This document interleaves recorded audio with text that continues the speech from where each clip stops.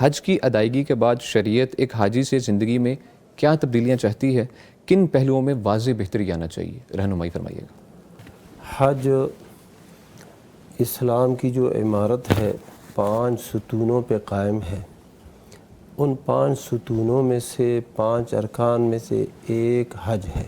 جی، تو اسلام کی عمارت کی ایک ستون، ایک رکن وہ حج ہے۔ ٹھیک ہے۔ حج عبادات میں سے عظیم عبادت ہے۔ اللہ کے نبی صلی اللہ علیہ وسلم نے حج کے متعلق یہ فرمایا کہ وَأَنَّ الْحَجَّ يَهْدِمُ مَا كَانَ قَبْلَهُ، حج کرنے کے بعد بندے کے سابقہ گناہ معاف ہو جاتے ہیں جو اللہ کے حقوق سے متعلق ہوں۔ ماشاءاللہ۔ تو حج ایک عظیم عبادت ہے۔ تو اس کے بعد بندے کو کیسا ہونا چاہیے؟ جی بالکل، اس سوال کی ایک اور فضیلت حدیث میں جو آئی ہے وہ بیان کرتا ہوں، اس سے پھر یہ نتیجہ بھی ہم اخذ کر سکتے ہیں کہ حاجی کو کیسے ہونا چاہیے۔ جی ضرور۔ اللہ کے نبی صلی اللہ علیہ وسلم نے فرمایا من حج فلم یرفث ولم یفسق رجع کیوم ولدتہ امہ، جس شخص نے حج کیا جی جی، اور حج کے دوران کوئی بیہودگی سے کام نہیں لیا، بیہودہ کام، بیہودہ بات یہ نہیں کی، اور اسی طرح کوئی فسق و نافرمانی بھی نہیں کی، اس سے بھی اجتناب کیا، تو یہ ایسے واپس آتا ہے اپنے گھر کو جس طرح وہ ماں سے پیدا ہوا تھا، جس دن وہ ماں سے پیدا ہوا تھا تو وہ گناہوں سے پاک تھا۔ اسی طرح یہ حاجی جب حج سے واپس آ جاتا ہے اسی طرح یہ بھی گناہوں سے پاک ہو جاتا ہے۔